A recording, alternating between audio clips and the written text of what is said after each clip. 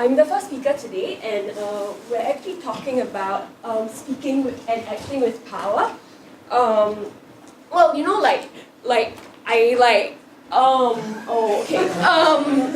sorry guys.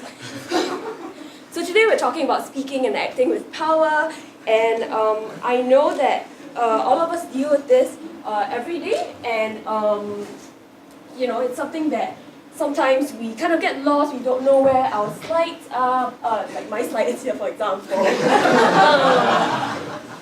Yeah, and Stop, wow. you know, like... Stop. It doesn't work this way. Your appearance, your gestures, and obvious lack of preparation, everything plays against you. But it's not about power. It's all about us. Every day, we have a lot of conversations with our professors, with our friends, with our classmates. And we easily may find ourselves in a situation when we unintentionally lose our power. So today we would like to focus on communication skills that will allow you to gain your power intentionally and to avoid a situation when you lose your power accidentally. And these communication skills are acting and speaking with power. So in the first part of our presentation, we would like to talk about acting with power, doing, for example, a presentation at work. Then we would like to move on speaking with power, because sometimes there is no opportunity to act with power. For example, on a phone interview, the only opportunity to communicate your power is to speak with power. So now let's come back to the beginning of our presentation, and let's look what mistakes Bao did and how she could do it differently. Right.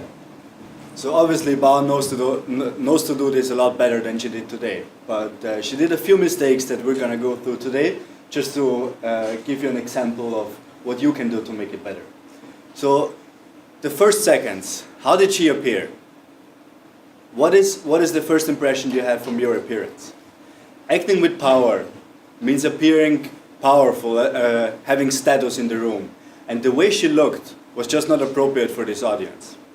There are studies that show that when you have a proper dress, when you have a suit, when you have a uniform, something that attributes status to you, people will perceive you as powerful. And Bao didn't do that. The second thing that Bao did is she didn't look very prepared. It was very obvious that she kind of had to look for her notes. She had to cling on to the facts that she had on the paper. She even was pointing to us and kind of looking for help.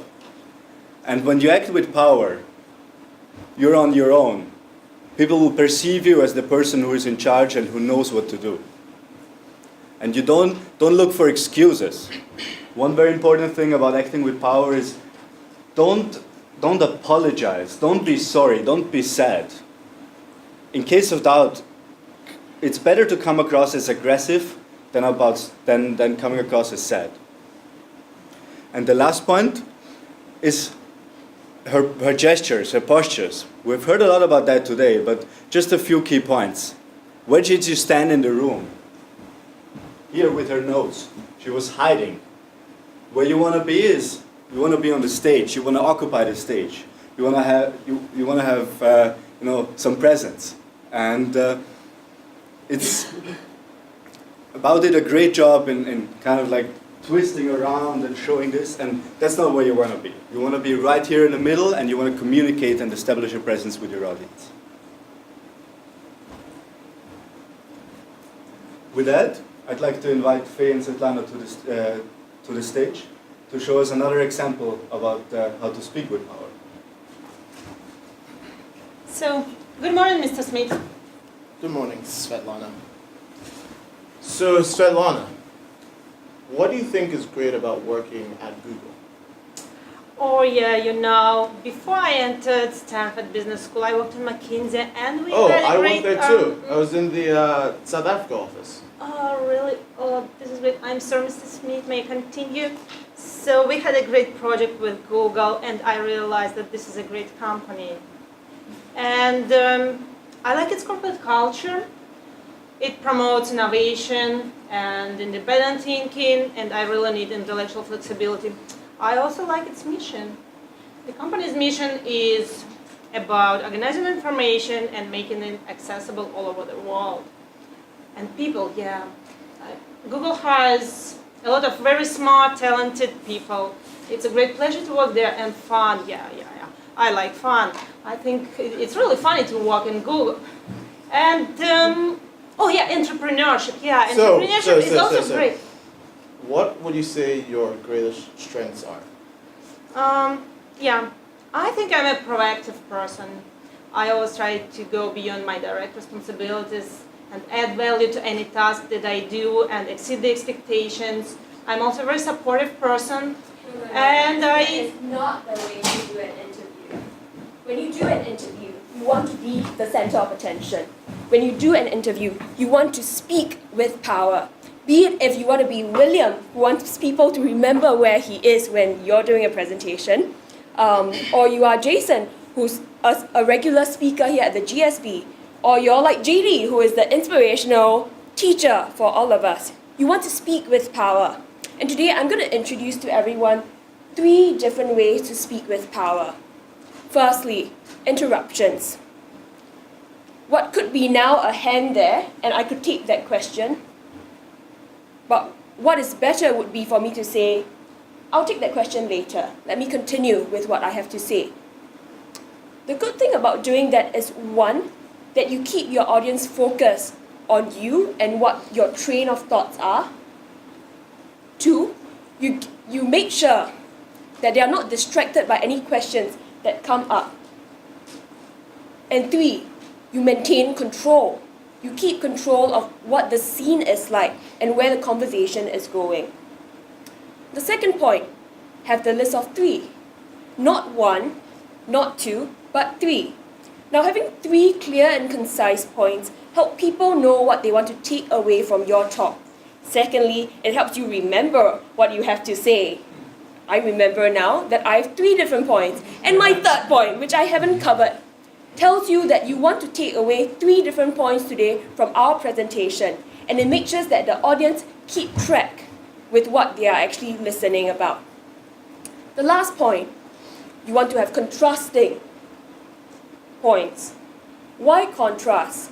What happened to Svetlana earlier on when she said, I'm proactive, I usually participate, and I make sure that everyone is involved. Now that's all of us, I'm pretty sure, given you guys are GSB students. But what could be better would be for you to say, I had a colleague once who never took the initiative, but rather I decided that I wanted to do this or that instead.